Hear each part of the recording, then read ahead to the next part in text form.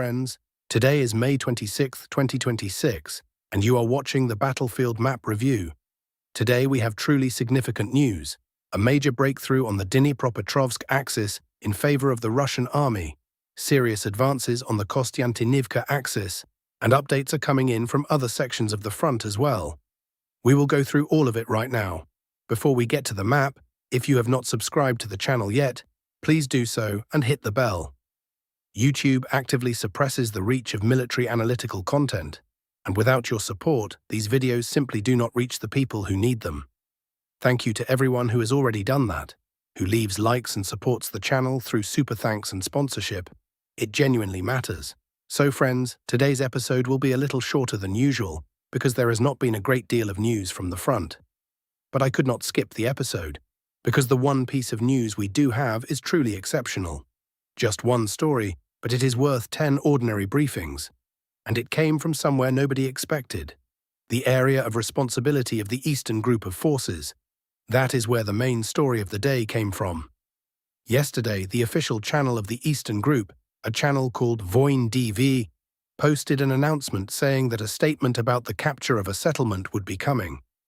Most people, myself included, assumed it would be about Vozdvizhenka. Footage had already been coming in from there, more than once, and it clearly showed fighting already in the center of the village. The probability of Vozdvizhenka being taken looked quite high. Some thought it might be about Hulyapilske. There were some indications there too, though less obvious ones. But what was ultimately announced, nobody expected at all. Take a look, a 10-kilometer advance, 10 kilometers of forward movement. That is not just a number, that is a result that has not been seen in a very long time. Let us now break down how this happened and what prospects are now opening up on this section of the front.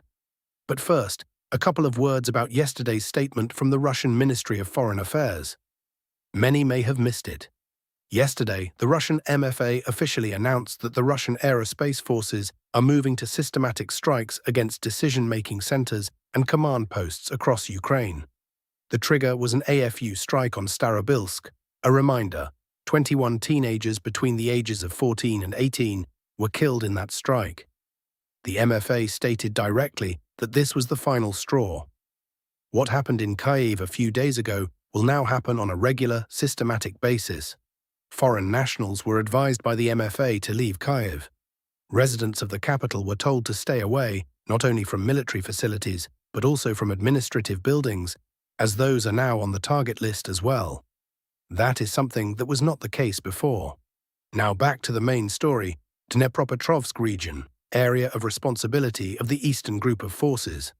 What has been happening here over the past several months? From the beginning of February, the AFU launched extremely aggressive attempts to push into the Dnipropetrovsk region. The attacks came in waves, columns, large numbers of infantry. At certain points, Ukrainian forces even managed to reclaim some settlements and push some positions into the grey zone. It looked as though the pressure was building. But the Eastern Group held. It absorbed every wave, stabilized the contact line, and then began its own offensive and counter-offensive operations. The result, a 10-kilometer advance and the capture of the village of Dobropasov, situated on the bank of the Vovcha River. Ukrainian channels immediately tried to explain this away as a flag plant, claiming the infantry just slipped through, filmed something and left. Right, except that flag plants do not happen 10 kilometers from the line of contact by definition. It is physically impossible to do that without controlling the territory. Let us look at the Deep State map, a Ukrainian mapping resource. According to their data, the Russian army does not control either Vishnyovo or Verbov.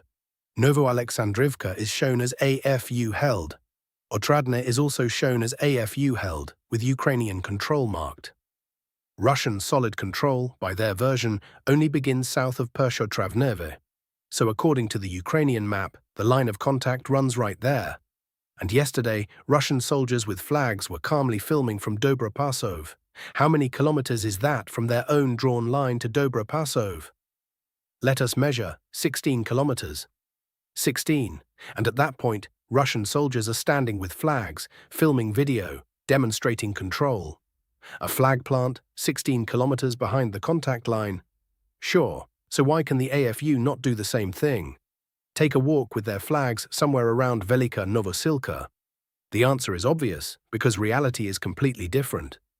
The reality is that the Eastern Group stopped every AFU push, recovered some previously lost positions, and has now gone on the offensive.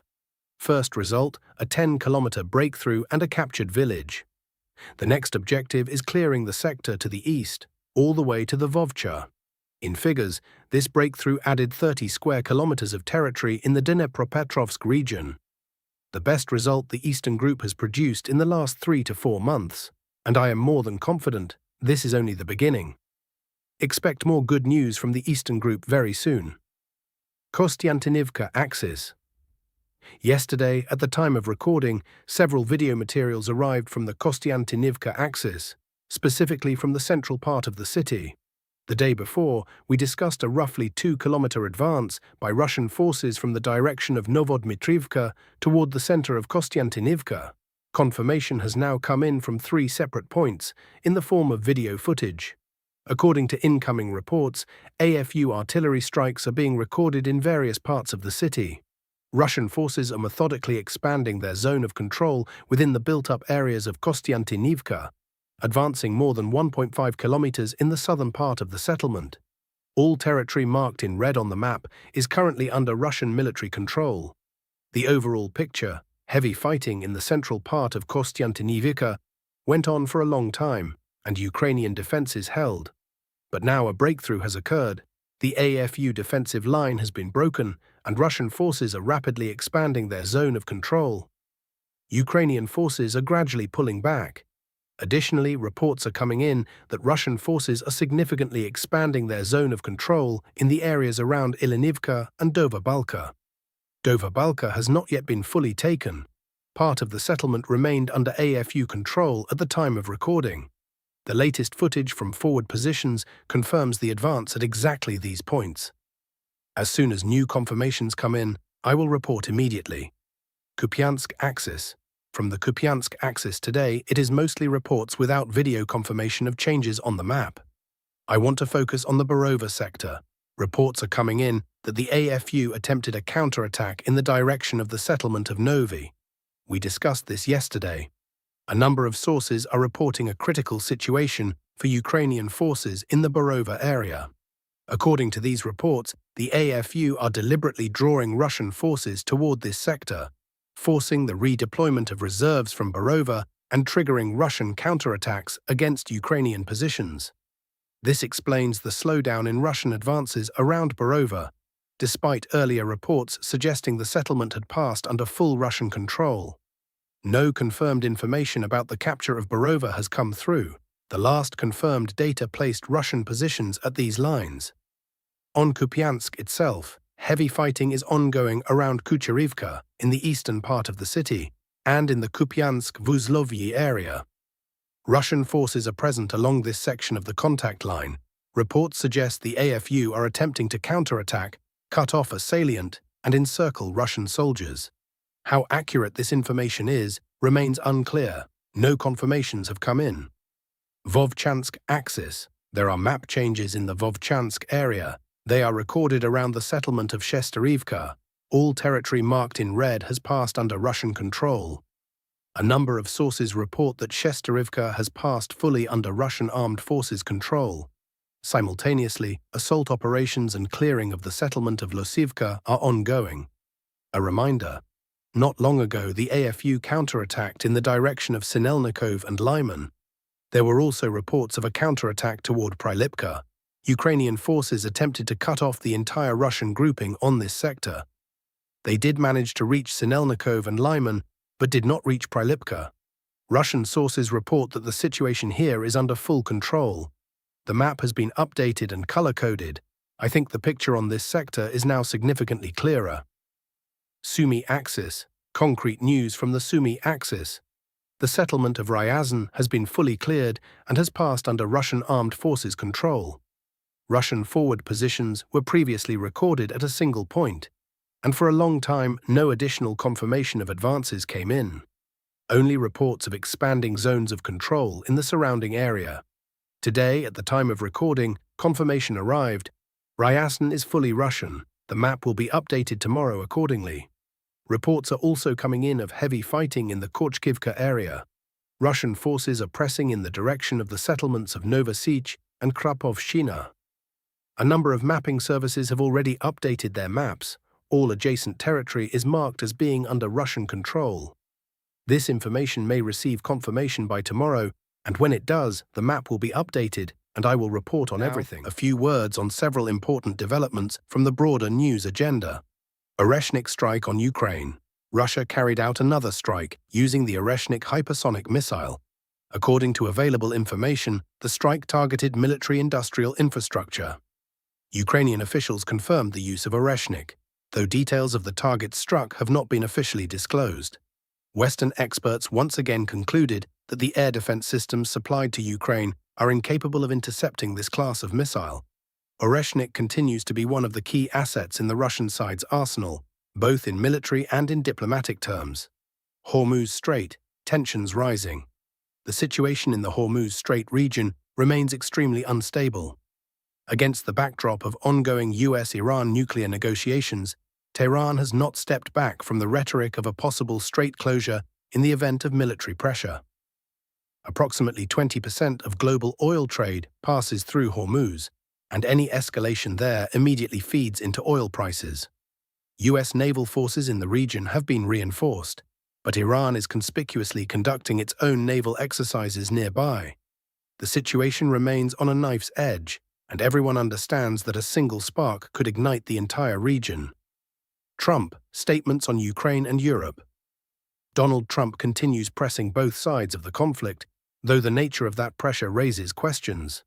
On one hand, Trump again threatened Russia with additional sanctions if strikes on Ukrainian civilian infrastructure continue. On the other, he continues to publicly criticize European allies for insufficient pressure on Kyiv, and insists that Ukraine must come to the negotiating table. European leaders are responding with restraint, but frustration is growing. It increasingly looks as though Washington is playing its own game, one aimed primarily at a domestic American audience, rather than at any real resolution of the conflict. The negotiating process is stalled, the positions of the parties remain incompatible, and there is simply no credible mediator that all sides trust. Europe, defense spending. Against this backdrop, European countries continue rapidly increasing their defense budgets. Germany has already approved the removal of its constitutional limit on defense spending. Poland has effectively become the largest defense spender in Europe as a share of GDP. The Baltic states are speaking openly about a direct threat from the east and are moving quickly to procure weapons. Europe is clearly preparing for a prolonged period of instability, and judging by the pace of rearmament, it is counting on that period being a long one. That is all from me today on the situation at the front and on the broader news agenda. If this video was useful to you, leave a like. It genuinely helps the channel fight the YouTube algorithm. Subscribe if you have not already, and turn on notifications. Otherwise, new episodes simply will not be shown to you. See you in the next one. Stay safe.